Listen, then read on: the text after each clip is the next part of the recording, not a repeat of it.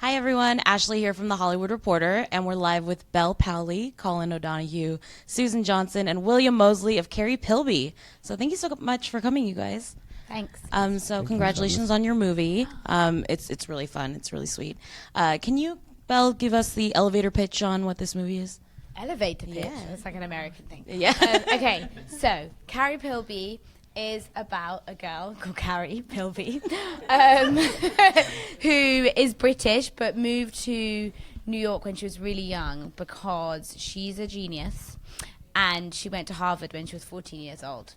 So Carrie is really, really intelligent in some areas of her life and not so able in other areas of her life. And we meet her and she's 19 years old and she's kind of just trying to figure it out. Susan, in directing this movie, what perspective did you really want to make sure came across? What perspective? Yeah, just... Yeah. Is that the same as what message? Sure. Yeah. It just sort of, we got to this place in the world where, we sort of judge everybody very quickly and sort of find a way to think everyone else is something other than they are. And I wanted to do something that sort of helped you to, realize that you have to choose happiness and figure out how to have a life where you engage with other people instead of being like Carrie, who has a tendency to live inside her own head and her own world. Mm. Right? Yeah. Sounds about She's right. really good at pitching it. So in the movie, Carrie has a therapist who's played wonderfully by Nathan Lane, and he gives your character a list of things to do to kind of just grow her and expand her horizons. My favorite one on the list was do something that you haven't done in a while that you loved when you were a kid, something that you do when you were 6 years old. Is there something that you guys, each of you, have something that you wish you should do more that you loved when you were 6? It's a very long question, but you guys know what I mean. Yeah. Go down the line. No, I feel like 6-year-olds just I just wish I still had the mentality that I had when I was 6. Because when you're 6, you just love everything and everything makes you so happy. And now I realize that I'm cynical now because I've seen the negative parts of life. Yeah. So I kind of wish I still had that 6-year-old outlook on life. So you didn't write letters to oil companies? No, I didn't write letters. I wish No I cherry did. sodas, no. No. I'd like to just eat whatever I wanted the way I did when I was 6 and not care about anything. That is a really good one. And have some more energy than I do now, which I did when I was 6. I think we're all pretty cynical up here. Yeah. Yeah. I wanted to be an ice skater when I was 6. Oh. I thought I would be a great ice skater. But lessons lasted about a week and a half. But, that whole I can There's do still anything, time. There's still time. Except with one hurt leg. And he had a hurt leg. And you seem to be fine. Oh, I'm too. okay It's for now. awesome. What about you? I mean, when I was 6, I grew up in the countryside. Mm-hmm. So everything was very green and it sort of looked like it just went on for miles and millions of miles. And I kind of just thought the world was all kind of just like that. And it isn't, sadly. And then you realise. But yeah, so I kind of, actually, I think it is the weirdest thing is what you're saying about being kind of sort of cynical as you get older. But I don't know, maybe I'll go back to the country and be a 6-year-old at some point. Sounds good. Sounds like a good to do. Exactly, like tomorrow. So the character is a genius, super high IQ, and graduated at a very young age. What were each of you like in school, in high school or college? Or I was such a geek. were you? Yeah. In what way? I didn't have any friends. I was the kid that had the really, really big backpack, you know, and would go along the corridor like that. And I used to eat my lunch in the library or in my history teacher's classroom. And I wanted to be prime minister. Yeah, I had high. Now There's still time. There's still time. Especially right now. Yeah. A lot of time. Yeah, there actually. I was pretty average, I think, as a student. But I was a bit of a geek as well. I used to draw and paint a lot. I wanted to go to art college, so I just spent all my time in the art room, even at lunch and stuff. Any chance I had, I'd spend in there because I didn't have a huge amount of friends.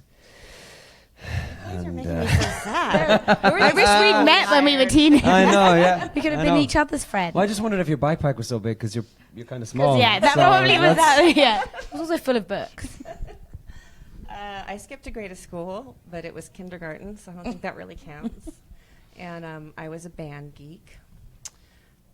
Sorry, I was the band geek, but I didn't play 17 instruments like, some other characters that we know.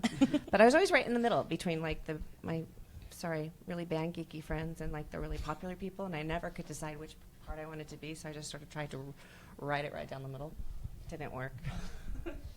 I spent a lot of time in detention and not out of choice. I was 4:30 to 5:30. I used to see this guy who was two grades above me. And he used to come down. We used to see each other every single day because notoriously we were in detention at the same time, same place. Like he got into detention something, I got into detention something. We just look at each other, give each other a nod, sit down, and then we do the work that we've been set. And I was lucky. I didn't get thrown out of school. Actually, really lucky. You guys all did just fine. So, this is a Facebook Live interview. So, if you guys have any questions for the cast or anybody up here, just go ahead and drop them in the comment section. And I believe we have a question right now. Do any of you have checklists for yourselves, and what's at the top?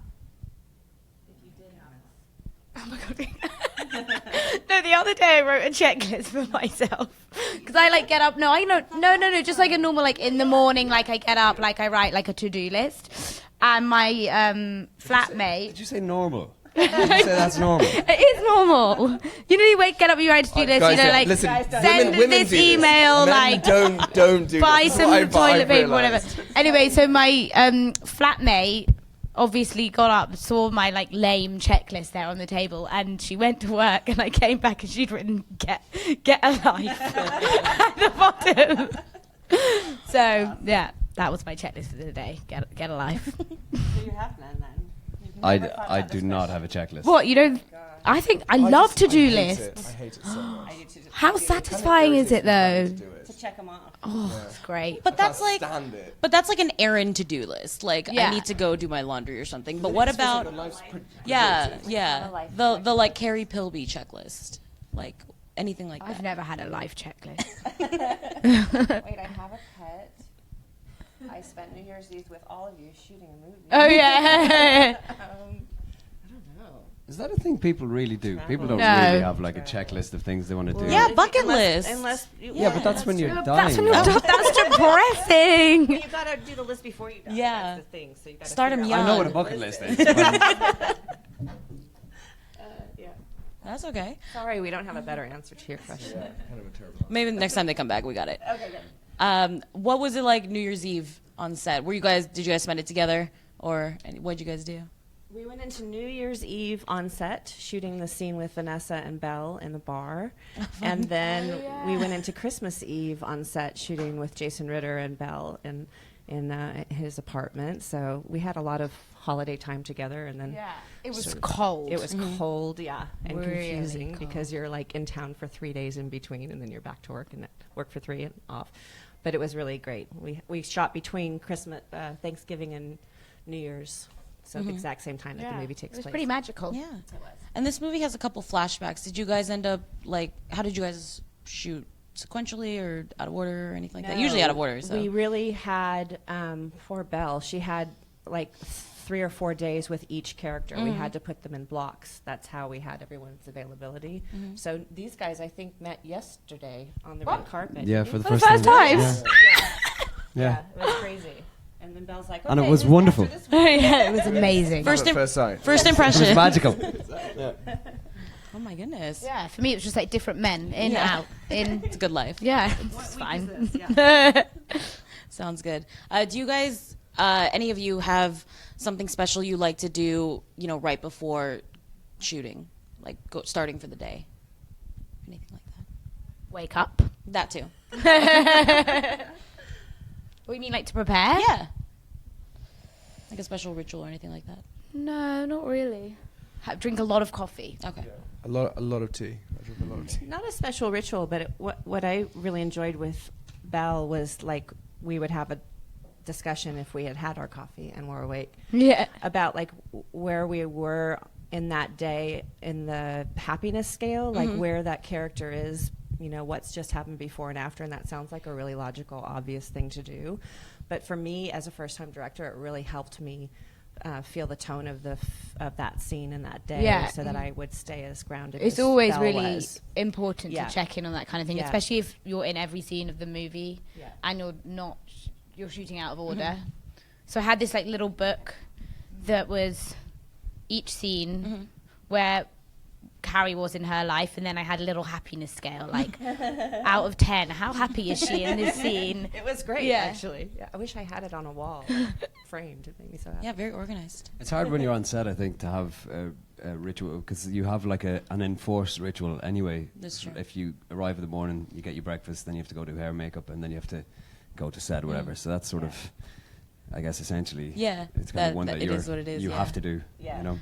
Okay, if you can describe Susan's directing style in a few words, what would each of the actors say? Generous. Chaotic. Supportive, very Okay. supportive. She's very, very, very supportive. Happy. Thank you. Open. Susan's a great director.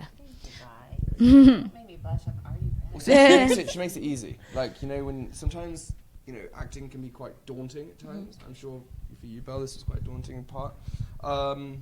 Maybe it wasn't, but it was a big take.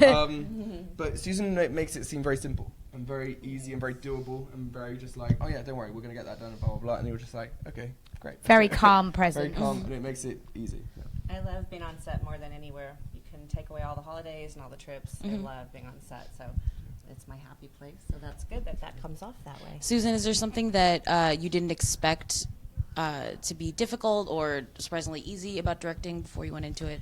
Directing was super simple. I have a master's in directing, so it was, while this was my first film, it just took me a while to find the material I really wanted to do. You know, I will say I still think that there are gender issues for women at the helm of a film. With your crew, it's sometimes difficult. People are tired and grumpy, and they don't really want to hear a woman tell them what to do. And, you know, it's just the reality. It's the world we live in, and I was surprised by that because I'm so used to my colleagues being supportive. It's not with the actors, by the way. It's never with the actors. It's that's a little bit challenging, but it's, you know, you just put a positive spin on it and go hide away with the actors in the trailer. Yeah, and celebrate a good New which Year's is all Eve. good. Yes, It's all good. Exactly. Well, congratulations on the movie. Thank and you. Carrie Pilby hits theaters on March 31st, and then it hits video on demand on April 4th.